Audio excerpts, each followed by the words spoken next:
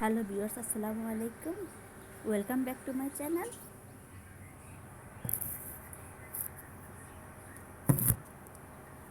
তৈরি করে নিলাম আরেকটি মজাদার রেসিপি, বিসমিল্লাহ। যদিও এই রেসিপির নামটা কি আমি জানি না। আমার মেয়ের পছন্দের জিনিস একটি, এর আগে আমি আরও বানিয়েছিলাম, আপনাদের কাছে তা পেশ করিনি। তো ভাবলাম আজ আপনাদের সাথে শেয়ার করি।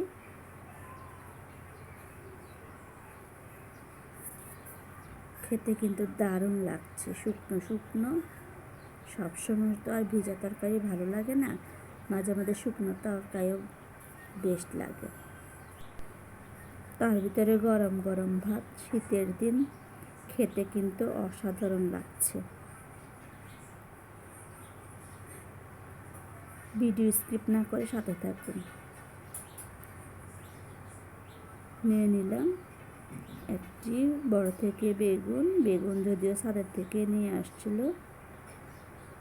তো আমি কিছু বেগুন শুটকি দিয়ে খেয়েছি, কিছু বেগুন ভর্তা করেছি, আর দু একটা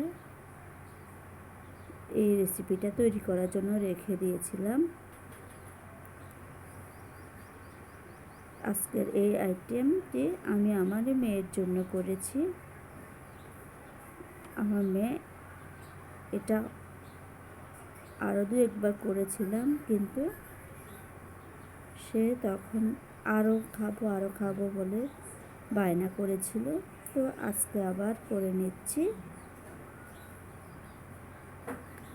বেগুনগুলো একটু মোটা মোটা সাইজ করে এরকম করে কেটে নিয়েছি, আর মাঝখানের অংশ এরকম করে কেটে নিচ্ছি।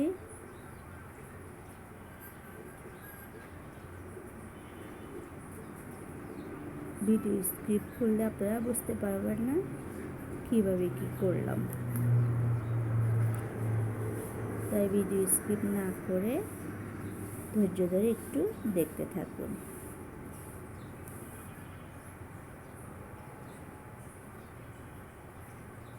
কারণ আপনাদের ভালো লাগাই হচ্ছে আমাদের আরেকটি ভিডিও বানানোর জন্য উৎসাহ যোগায়। সবগুলো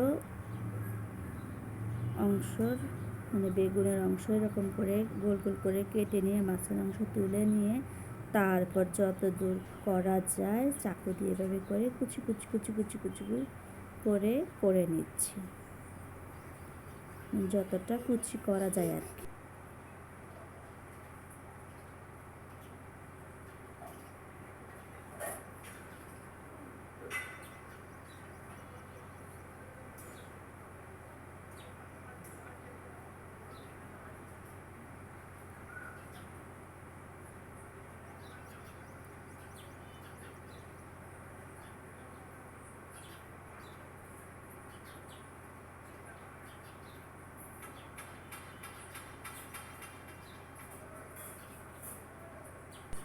সবগুলো কুচানো শেষে এবার আমি পেঁয়াজ, কাঁচামরিচ, ধনিয়া পাতা আর সামান্য হলুদ গুঁড়ো, লবণ, মরিচের গুঁড়ো, জিরা ধনিয়া গুঁড়ো আর একটি ডিম নিয়ে ভালো করে একটা বাটিতে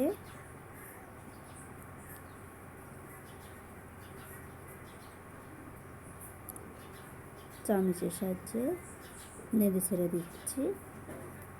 চাইলে আপনারা হ্যান্ড টুস দিয়েও করে নিতে পারেন। ভালো করে মিশ্রণটা করে নিয়ে একটু সরিষার তেল দিয়ে দিলাম। তেলটা দেওয়ার কারণ হলো ভিতরে যেন তেলের গরমের ভিতরে সুন্দর করে সিদ্ধ হতে পারে যে জিনিসটি আমি তৈরি করব।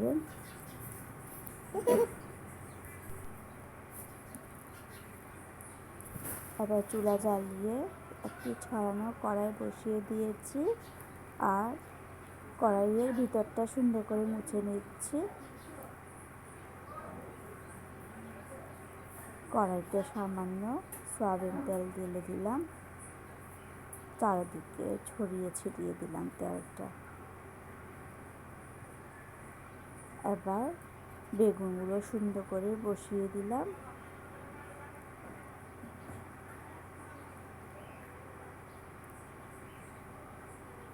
চুলা আমি মিডিয়াম হিটে রেখেছি।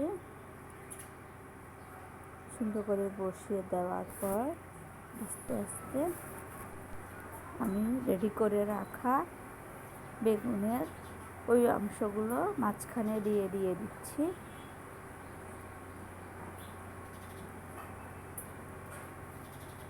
আমার ভিডিওগুলোতে যদি কোনো রকম ভুল ভ্রান্তি থেকে থাকে তা জানাবেন, কারণ ভুল ভ্রান্তি মানুষই তো করে, তা আমি মনে করি।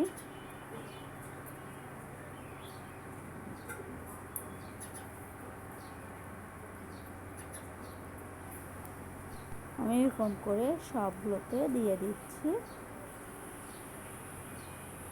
আজকের এই আইটেম একটু ভিন্ন ভাবে আমি তৈরি করে নিচ্ছি। সাধারণত আমরা বেগুন ভাজা খাই, এটা একটু ভিন্নভাবেই আমি রেডি করছি। জানি না এটার নামটা আমি কি বলবো। যখন যেটা আমার মাথায় আসে আমি ওইটা করার চেষ্টা করি, আগে নিজে করে খাই, ভালো লাগলে পরে আপনাদের কাছে দেখাই। আমি কয়েক মিনিটের জন্য ঢেকে রেখেছিলাম, আগুনটা আমি এখন লো হিটে রেখেছি। তারপর ঢাকনা তুলে দেখুন কালারটা কেমন এসেছে। আমি উল্টে দিচ্ছি সবগুলো এরকম করে।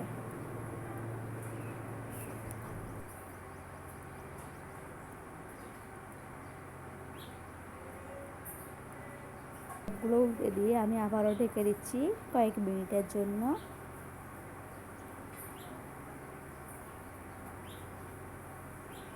দেখুন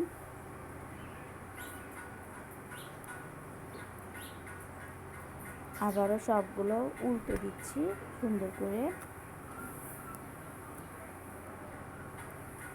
আমার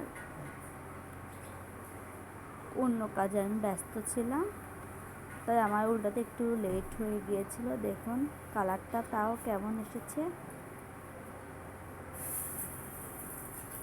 বাসায় এভাবে করে ট্রাই করে দেখুন, গরম গরম ভাতের সাথে কিন্তু অনেক মজা লাগে। সম্পূর্ণ একটা ভিন্ন আইটেম আমি রেডি করেছি।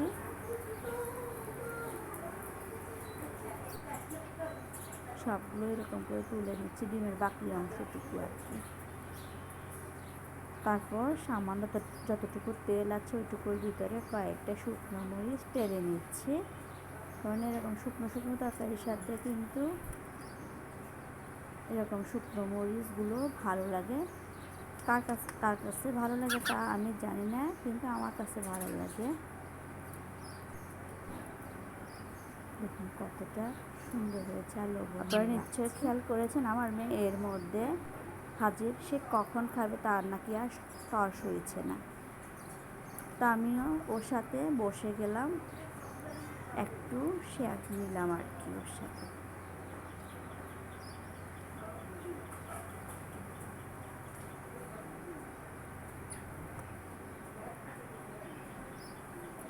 একটু ভাত নিলাম আর 2 টুকরো বেগুন নিয়ে নিলাম, তার সাথে নিলাম শুকনো মরিচ।